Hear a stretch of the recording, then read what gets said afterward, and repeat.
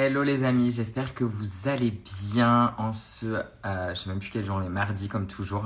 J'espère que vous avez la forme malgré ce temps qui n'est pas toujours superbe. Je suis ravi de vous retrouver pour ce nouvel épisode de La Touche Animale. Sylvain ne va pas tarder à nous rejoindre.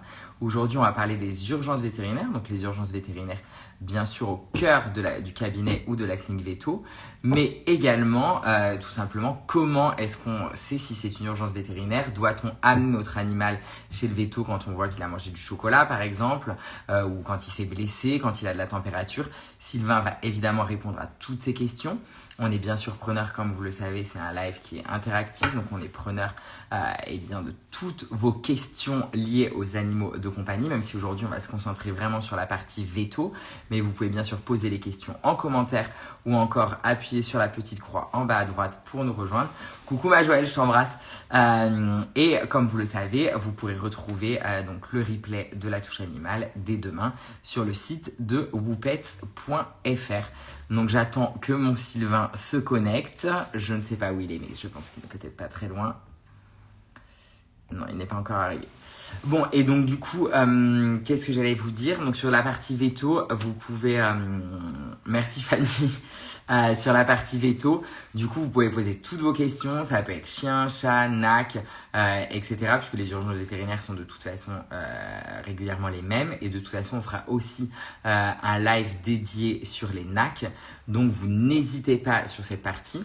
On va parler également de Dr Milou. Je ne sais pas si vous connaissez. C'est donc tout simplement une application et un site internet où vous pouvez avoir des vétérinaires en ligne directement comme ça quand vous voulez être sûr pour savoir si effectivement c'est une urgence ou si c'est pas une urgence. Bah, vous savez du coup si vous devez aller chez le veto ou pas. Et également, ils font des consultations à domicile, ce qui peut être un avantage quand vous avez tout simplement un chat qui est un peu craintif. Ça arrive, les chats n'aiment pas trop généralement aller chez le vétérinaire comme vous le savez. Donc, tout simplement, ça peut être, je vois que Sylvain nous a rejoint, donc il ne devrait plus tarder à arriver.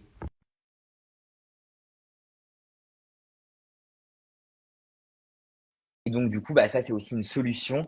Fanny, il n'y a aucun problème. Tu mets le petit truc et normalement, j'accepte tout le monde. J'ai accepté. Oui, c'est bon. Salut Sylvain, Très ça va? bien, et toi? Ça Désolé va encore. super, merci. Non, t'inquiète. On parlait d'urgence vétérinaire, donc je me suis dit justement que tu étais en urgence veto. Exactement. Terminer une consultation un peu longue. Alors attends, je crois qu'il y a Fanny qui veut venir participer avec nous. Donc attends, j'ai accepté Fanny, Oh, qui a peut-être déjà une question. parfait. Et sinon, on va rentrer dans le vif du sujet. Salut Fanny. Hello. Est-ce que tu nous entends, Fanny? Fanny n'est peut-être pas au courant que je en ai. Fanny, alors quand j'accepte, c'est que tu pars en live. Donc si jamais tu ne souhaites pas, ce que je peux comprendre, dans ces cas-là, il faut raccrocher. Parce que là, on t'entend pas. C'est soit la connexion qui est pas bonne, soit tu ne voulais pas être là, ce qu'on peut comprendre, mais dans ces cas-là, ça ne marche pas. Bon, Sylvain, déjà, on va peut-être commencer sur la partie, effectivement, avant de parler de l'urgence vétérinaire et de sa prise en charge au sein même du cabinet ou de la clinique Veto. Quelles sont, on va dire, selon toi, les principales urgences où on se dit, bon, là, très clairement, il faut aller chez le vétérinaire, c'est une urgence, il faut y aller now. Ok. Alors déjà, très souvent, c'est normal. Peut-être que le propriétaire ne peut ne pas se rendre compte du degré d'urgence. Donc, à partir du moment où déjà il y a une inquiétude, n'hésitez pas à venir. N'hésitez pas au moins ou à appeler au moins votre vétérinaire pour qu'on puisse évaluer ensemble par téléphone dans un premier temps si c'est une urgence ou pas. Ensuite, donc pour les chiens et les chats, les urgences les plus classiques qu'on va voir chez le chat. Alors bon, quand vous habitez en ville, c'est les chats qui tombent par la fenêtre. On pense toujours que les chats sont très agiles sur un rebord de fenêtre, mais pas du tout. Il suffit qu'un oiseau passe, qu'il a plu, que vous lui fassiez peur parce que vous voulez qu'il rentre.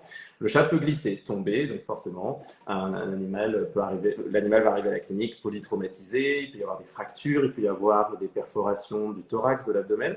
Donc c'est vraiment une urgence absolue. Bien évidemment, de toute façon, quand on retrouve son chat en bas de tomber du 5e étage, Ouais. on vient tout de suite. Je dis en général parce que ça arrive que non. Pour Donc, commencer à annoncer le mec qui voit son chat ratatiner, il amène pas? ouais, alors si bien sûr on est dans un état critique, oui, mais ça nous arrive de recevoir des Alors, animaux. attends, excuse-moi Sylvain, je réponds juste du coup Vas-y. à Fanny avant. Fanny, il n'y a aucun souci si tu veux pas participer au live en tant que live, mais par contre, tu peux poser tes questions en commentaire comme tout Ouais. le monde. Donc, vous n'hésitez pas, vous posez vos questions. On est là pour y répondre sur la partie urgence veto. C'est bien sûr Sylvain qui va plus y répondre que moi. Mais donc, vous n'hésitez pas, toutes les questions sont bonnes. Et si quelqu'un veut vraiment participer avec sa caméra, dans ces cas-là, vous mettez le petit plus en bas et vous mettez un petit commentaire. Comme ça, je sais que c'est pas une erreur parce que sinon j'ai à peu près 4 demandes à la minute et en fait, vous voulez pas vous montrer ce que je peux comprendre. Mais dans ces cas-là, du coup, pour nous, ça ne marche pas. Donc oui, du coup, excuse-moi, Sylvain, on disait qu'il y en a qui effectivement, t'as ceux qui, en fait, tout simplement sur les urgences veto, vont s'inquiéter limite, trop s'inquiéter, Et on qui vont le préfère. faire venir pour rien, mais comme tu dis, c'est mieux que quelqu'un qui, à l'inverse, va faire traîner pour C'est soit ça. faire des économies, soit pensant que c'est pas grave, ce genre de choses. C'est ça, et malheureusement, le problème, c'est qu'en pensant, alors pour plein de raisons qu'on peut comprendre aussi, le fait de tarder avant d'amener l'animal, ben, on va avoir des pertes de chance énormes. Je peux penser par exemple à une autre urgence très fréquente chez le chat, c'est ce qu'on appelle le chat SUF. C'est-à-dire que le chat va se boucher, l'urètre va se boucher, très souvent par un calcul. Et là, effectivement, bah, c'est une urgence absolue parce que le chat ne peut plus uriner. Et Ok. alors, au départ de l'inconfort, on imagine avoir un calcul coincé, ça va être très inconfortable. Et après, on peut finir par... Bonjour, enfin bonsoir plutôt. Sa- Ça va? Salut Dylan. Ah, Alors, excuse du coup, on a coupé par Sylvain, mais contre, je crois que tu avais une question. oui, c'est ça. Par contre, Johan, c'était juste pour te dire que je ne te vois pas du tout. Enfin, en tout cas, moi, personnellement, je vois dans le noir. Et en fait, ma question, elle va être très simple. C'est parce qu'en fait, moi, j'ai un Jack Russell. Et en fait, le problème qu'on a avec notre Jack, bon, on sait que enfin, c'est un chien, disons, enfin, hyper actif et tout. Et Mhm. le problème, c'est qu'en fait, enfin, à chaque fois qu'il y a quelqu'un qui passe devant chez moi et tout, le problème, c'est qu'il arrête pas d'aboyer. Enfin, je veux dire, à chaque fois, il est toujours excité. Pourtant, enfin, on le promène tous les jours. Il a quand même une assez grande cour et tout. Et le problème, bah, c'est vrai qu'il arrête pas d'aboyer tout le temps, tout le temps. Et le problème, bah, c'est que c'est pas forcément évident à chaque fois pour les voisins quand ils passent et tout à côté. On peut même pas parler avec les voisins parce que bah, quand il est dehors, bah, il arrête pas d'aboyer. Quand le facteur il passe, il arrête pas d'aboyer. Donc du coup, c'est un peu, disons, énervant. Est-ce que vous avez une méthode à me conseiller pour mon chien? Alors ça, ce sera plutôt peut-être une question de comportement. Là, ce soir, on essaie de se concentrer sur les urgences Ok. animales. Donc éventuellement, on Et pourra en ouais, reposer la question. on va le faire bientôt, Dylan. Après, il y a plein de choses, il y a plein de choses qui peuvent être faites, mais effectivement, je vois Nico qu'on pourrait inviter d'ailleurs, qui est un éducateur canin D'accord, comportementaliste. ok. Mais là, c'est vrai Bon, que ben, on fera c'est ça. un peu moins la question de ce soir, mais on t'en fera un spécial parce qu'effectivement, il y a plein de choses Ouais, à mettre en place ça et c'est on en prévu. a prévu un rapidement, Dylan. Donc on répondra à ta question, c'est avec plaisir. Mais on va essayer de rester sur le sujet parce que vu qu'on a communiqué sur le sujet et qu'on a Ça plus que marche. 20 Non, non, minutes, Mais on va essayer de rester là-dessus, Dylan. il y a pas de souci. Je veux juste terminer avec un truc, Johan. C'est moi qui t'ai envoyé un mail récemment. C'est pour un autre sujet. C'est par rapport à ton passage du côté de Paris à la Lucha Libre. C'est moi qui t'ai envoyé un email. Si tu pourrais, enfin, si t'as le temps de me répondre ou d'accord. pas, c'était Ouais, pour. Je reçois beaucoup de mails, mais c'est promis, Dylan, je vais y répondre. C'est promis. Ça marche. Je Merci réponds beaucoup. En tout toujours cas, de toute façon. ça Donc ça marche. met En du tout temps, mais je réponds toujours. c'est pas grave. Merci, Dylan. Ciao, Ça, ciao. Bonne soirée à merci toi. à vous. Salut. À Salut. bientôt. donc, Excuse-moi, Sylvain, du coup, il n'y a tu aucun disais sur la partie de l'urètre. parvenir. Donc on va pouvoir, bah, on va faire ça. De toute façon, chaque live, ce sera, on parle tous les deux et puis au moment où il y a une question, on s'interrompt pour ça. Donc le chat SUF, donc obstruction des voies urinaires, donc urgence absolue parce qu'il peut y avoir des conséquences gravissimes sur notamment le fonctionnement rénal et le fonctionnement cardiaque. Donc c'est vraiment quelque chose qu'il faut lever immédiatement et malheureusement, à part en clinique vétérinaire, vous ne pouvez pas sonder votre chat. C'est vraiment quelque chose qu'il faut amener son animal tout de suite et le plus tôt possible. Et justement, là, on a une question, Sylvain, sur peut-on parler des sinklings, de la torsion d'estomac qui peut être évitée en informant les propriétaires de grands chiens, ce qui est très, très vrai. Exactement, c'est ça. Pareil, la torsion d'estomac peut avoir aussi des conséquences dramatiques parce qu'on imagine au moment où l'estomac, alors il y a deux étapes, soit l'estomac va se dilater uniquement, soit il va se dilater puis se tordre. Et au moment de la torsion, il va tourner, mais donc il va aussi entraîner une torsion des vaisseaux sanguins, donc on risque d'avoir une baisse de l'afflux sanguin sur l'estomac, mais aussi sur la rate. Et bien évidemment, si on a un garrot trop longtemps ou une hypoperfusion, une baisse d'apport du sang à ces organes, ça peut être dramatique. Ils peuvent effectivement ne pas s'en remettre. Donc c'est pour ça que c'est une urgence absolue. Alors comment les reconnaître? C'est classiquement le chien après. Alors classiquement, encore une fois, mais il peut y avoir d'autres signes, mais c'est le grand chien, très souvent après une activité intense, peu de temps après avoir mangé, qui va commencer à essayer de vomir, qui va être inconfortable, qui a un changement de comportement, parce que si son estomac se dilate, il faut comprendre que, comme nous, on n'est pas confortable du tout. Donc, il y a voilà, un comportement très étonnant, très soudain, et donc c'est ça qu'il faut retenir. Et l'animal va aussi commencer à vomir en grande quantité, de la mousse. Il peut aussi essayer de vomir mais ne pas y arriver. Ça, c'est le cas où l'estomac est tordu en plus d'être dilaté. Et donc à ce moment-là, c'est pareil, urgence clinique. Il faut absolument l'emmener chez votre vétérinaire. Le diagnostic se pose à la fois clinique, mais aussi avec une radiographie. Et s'il est tordu, c'est très souvent, c'est chirurgie immédiatement. Et pour prévenir, tu as quand même le fait sur notamment, c'est particulièrement sur les chiens de race géante, Ouais. mais tu as quand même le fait effectivement de séquencer à fond, enfin le maximum possible, les rations alimentaires. Exactement. Fractionner les repas, éviter de faire jouer son chien avant ou après le repas, éventuellement aussi surélever la gamelle. Il y a plein de facteurs favorisants. Maintenant, certaines grandes races comme les bergers, à chaque fois je bug, les Danois, Ah, les les Great Danes, dogs allemands, oui.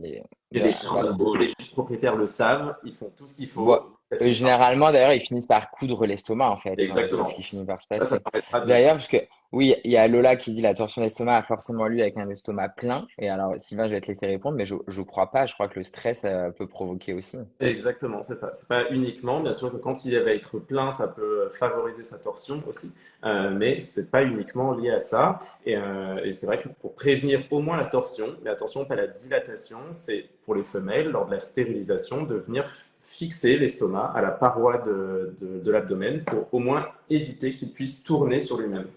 Voilà. Canon. On a un message de Karine que j'embrasse qui vient de créer Coda Pet Store d'ailleurs, donc je vous invite à aller la Oui. suivre. Ça va être un super concept store à Salon de Provence. Donc si vous êtes dans le sud, eh bien allez tout chez Karine et surtout abonnez-vous à sa page. Donc elle nous dit, Karine, si notre chat se fait renverser par une voiture, y a-t-il des gestes de premier secours à faire ou juste le mettre dans sa caisse et l'emmener au veto en urgence? Alors, dans les gestes de premier secours, c'est vrai qu'il y a peu de choses à faire parce que ça va dépendre aussi de ce qui se passe. Je pense que la première chose à faire, c'est surtout de vous protéger aussi parce qu'un chat stressé qui a mal peut, alors vous allez le ramasser, peut vous mordre, peut effectivement par réflexe de défense vous mordre. Et ça, il faut vous protéger. Une morsure de chat, ça peut être très dangereux, ça peut être dramatique pour nous.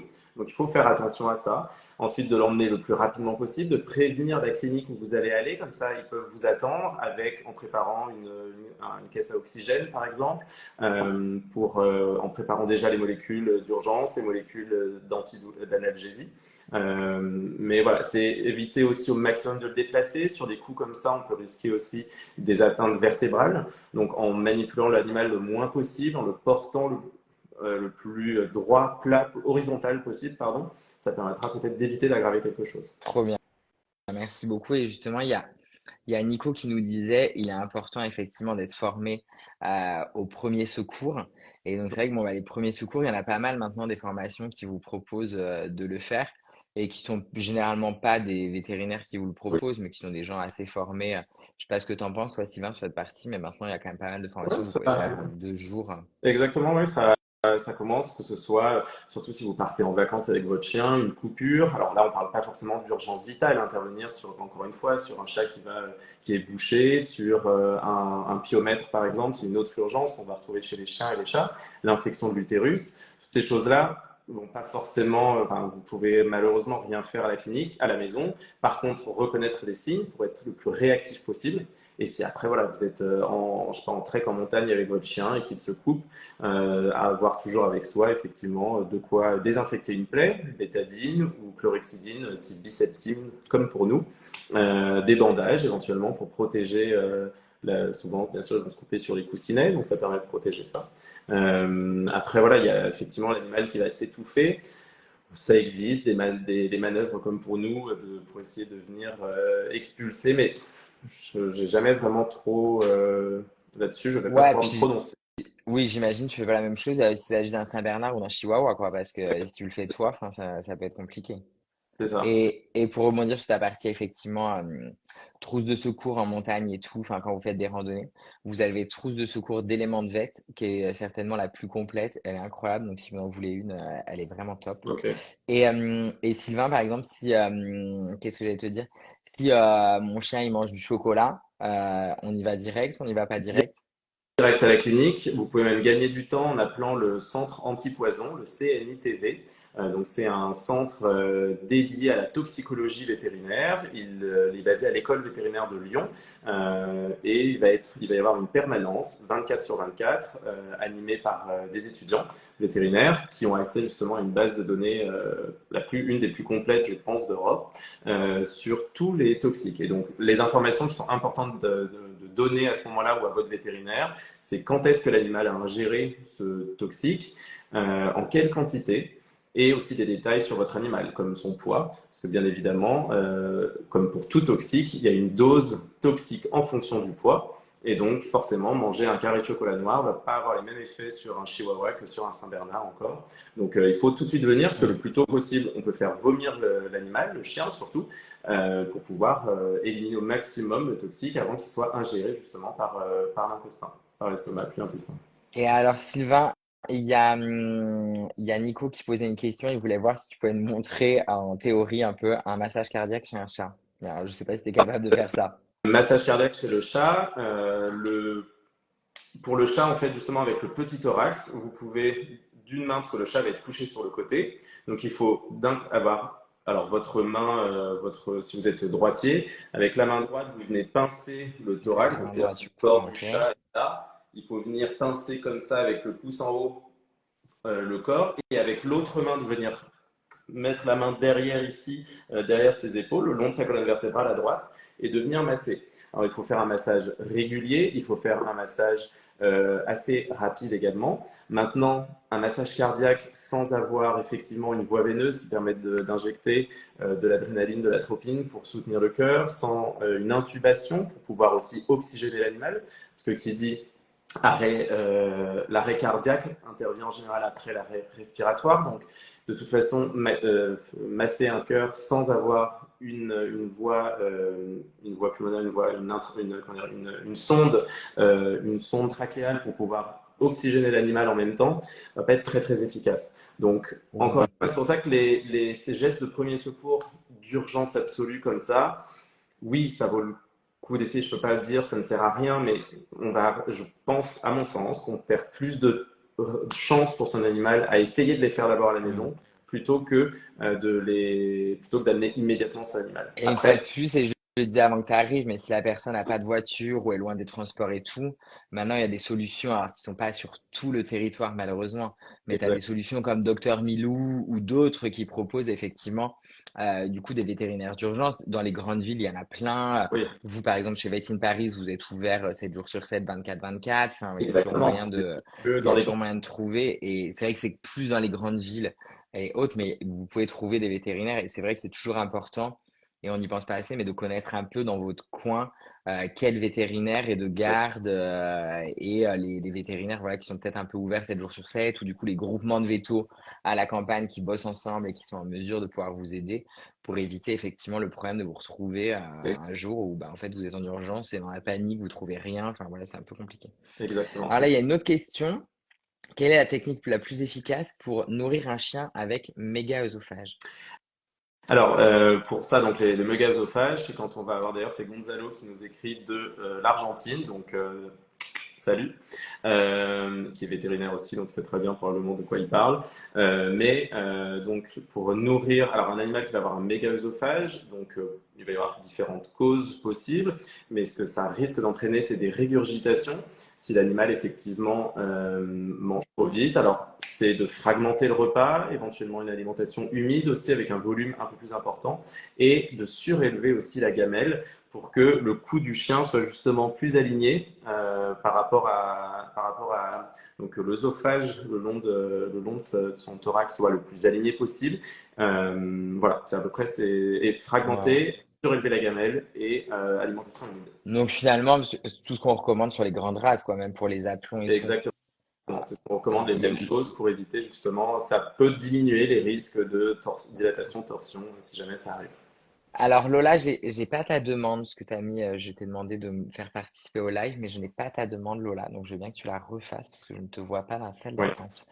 Il y a Triskel qui demande, Hello, j'ai toujours peur quand Triskel mastique qu'elle s'étouffe. Si jamais ça arrive, quels sont les réflexes? Alors, j'ai pas très bien compris, j'ai toujours peur En de gros, quoi? la chienne, elle mastique de temps en temps. Et du coup, bah, sa propriétaire Ah, a peur qu'elle s'étouffe. Et donc, du coup, tu vois, quels sont les réflexes à avoir et elle m'a bah, tout dit simplement.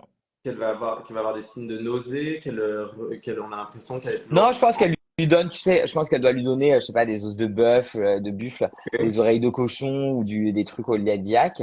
Ou alors, Et donc, en fait, bah, tout simplement, c'est ou elle risque d'ingérer des corps étrangers, parce que ça aussi, c'est dans les... Oui, je pense qu'elle doit lui donner des choses en mastication pour l'occuper et que du coup, enfin, c'est un stress pour elle que de lui permettre, bah, tout simplement qu'elle puisse mastiquer. Oui, bah c'est sûr qu'effectivement, les risques de corps étrangers sont quand même très nombreux chez le chien. Je vois que c'est un golden. Ils sont quand même toujours un peu champions dans ce genre de choses, eux, Ah, de ça. manger tout et n'importe quoi qui traîne. Donc, ça peut passer. Alors, ça dépend aussi de la cause. Est-ce qu'elle a un vrai cas et qu'elle mange tout et n'importe quoi? Est-ce que c'est les jouets sont pas... Donc, c'est adapter les jouets, faire en sorte aussi une alimentation adaptée pour que le chien soit moins tenté par manger tout ce qui traîne. Peut-être augmenter le volume de la ration avec des légumes si le chien a toujours faim pour éviter qu'il mange tout.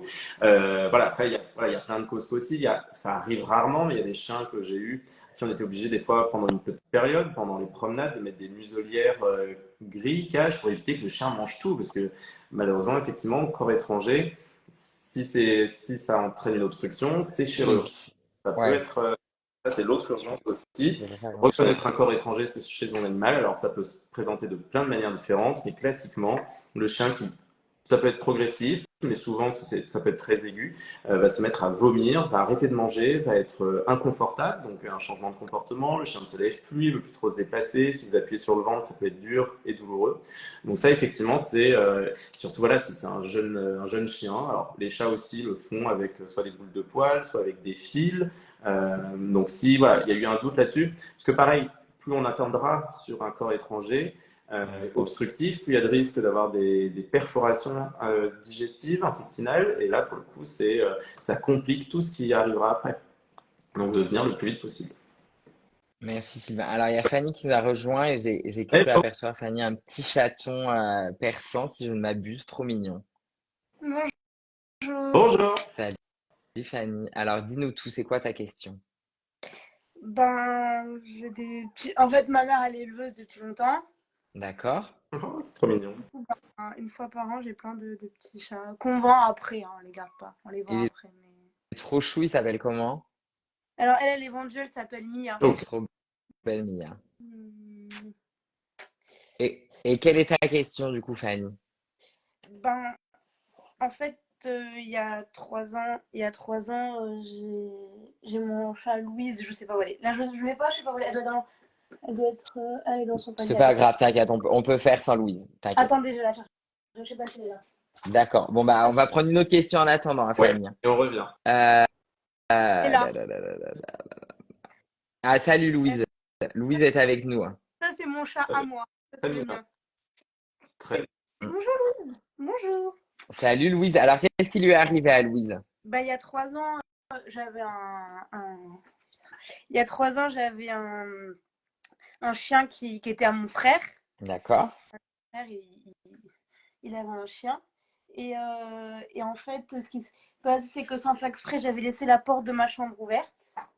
Et Mhm. la baie vitrée de mes parents, elle était ouverte, donc elle est Et sortie. Et mon chien, n'importe le temps que j'aille voir ce qui se passait, le temps que j'aille la chercher, elle était dessous la cheminée, Louise, et elle s'est fait mordre par mon chien.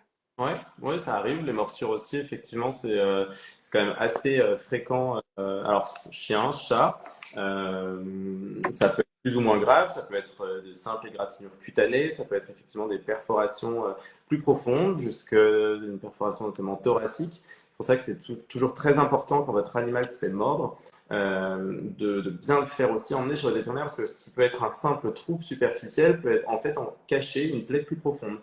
Et ensuite, les morsures de chien vont avoir tendance plutôt à écraser, donc ça peut être particulièrement douloureux, ça va faire des hématomes, alors qu'une morsure de chat peut ne rien montrer au tout départ, parce que ce sont des petites dents fines avec une bouche qui est remplie de bactéries, donc c'est la recette parfaite pour créer un abcès. Donc une morsure de chat, au bout de quelques jours, va très souvent évoluer en abcès. Et dans tous les cas, voilà, il faut considérer qu'une plaie de morsure, c'est une plaie infectée, donc qui va nécessiter des antibiotiques le plus souvent, ou en tout cas, dans tous les cas, des soins locaux. Parce que, en fait, ce qui s'est passé, c'est que bon, c'était dans la nuit. Donc, forcément, moi, quand j'ai vu mon chien, j'ai appelé mon père. Il est venu. Parce qu'il m'a dit que si jamais je ne l'avais pas appelé et que je me serais endormie, le lendemain, elle serait morte. C'est possible, c'est possible. Donc, vous avez bien fait de l'emmener chez votre vétérinaire tout de suite. Et en fait, quand je l'ai récupérée, elle était remplie de sang. Et en fait, là, je sais pas si. Là, elle a un trou, en fait. Là, elle a un trou. Il lui manque toutes les dents. Il lui reste que les deux Et dents. du coup, la question, c'était quoi? Est-ce qu'il y avait une question? C'était justement pour vous raconter ça et aussi pour dire que moi, je suis une grande fan des animaux. J'adore ça. C'était. C'est bien, et t'as bien raison, Fanny. C'est bien, il faut Non, bien mon s'en occuper. prénom, c'est Lola, mais Ah, les deux comptes. C'est pour ça. ah bon, bah d'accord, bon, bah autant pour moi alors, Fanny Lola. J'ai du mal à suivre après, mais ok. Mais en tout cas, merci beaucoup, Lola. Merci d'avoir participé, c'est adorable. On t'embrasse. Salut, Lola. Ciao. Et alors, du coup, oui, Triskel, pour répondre à ta question, je pense que comme disait tout à l'heure Sylvain, sur effectivement les trachées de bœuf, bah oui, j'avais bien compris que effectivement c'était plutôt des choses que tu donnais. Dans le cas effectivement d'un étouffement, le réflexe c'est plutôt d'aller directement chez le vétérinaire. C'est bien ça, Sylvain. Exactement. Alors, pareil, parce qu'aller mettre sa main dans la bouche de son chien, ça arrive. J'ai déjà eu des gens qui l'ont fait, sont allés récupérer quoi que ce soit qui soit coincé en fond de gorge en mettant les mains. C'est très bien, ça peut bien se passer. J'ai aussi des gens qui se sont fait mordre quand ils l'ont fait. Donc, il faut faire attention à ça. Souvent aussi, c'est quand on donne les os à moelle à mâcher à votre chien, parce qu'ils se retrouvent coincés. Ils ont pas l'air hyper smart quand ils arrivent à la clinique, mais ils ont effectivement l'os à moelle qui est autour de la mâchoire inférieure. En fait, elle est coincée. Ouais, elle est coincée dans le petit truc. Et là, ben, malheureusement, il faut. Alors, sauf si le chien est très sympa et qu'on arrive à scier l'os vigile, mais en général, ça demande une sédation euh, temporaire, pas très profonde, mais une sédation quand même pour lui permettre de le retirer en toute sécurité.